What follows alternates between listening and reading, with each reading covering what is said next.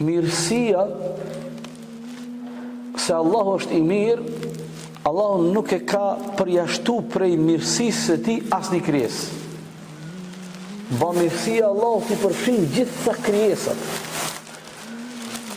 Allahu Gjelle wa Ala nuk e ka privu asnjë prej krijesave ti prej riskut të ti.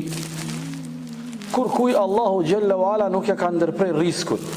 Ne jemi dëshmitar të gjithë njëtën tonë me gjithë ata të cilët neve na rrethojnë, edhe ne i rrethojmë me ata që jetojmë, e shohin askujt Allahu Dhul Gjelal, edhe ai që e paraqet veten kundërshtari më i ashpër i Allahut, po themi kështu.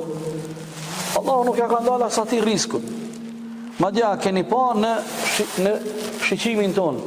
A keni pa do njerëz që na edhe kena ndoshta kena pas rastin me njoft për afër që ata janë shumë larg prej besimit, nuk e respektojnë Zotin, nuk kanë respekt ndaj Allahut, po në anën e dunjas i kanë kushtet jashtëzakonisht mira. Jo ka qua Allahu riskun dhe sukseset pa fund. Prandaj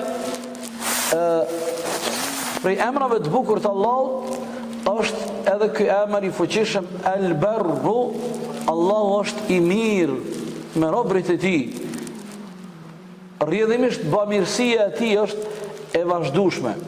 A dini vëllezër mi dashur që ne nuk jemi të vetëdijshëm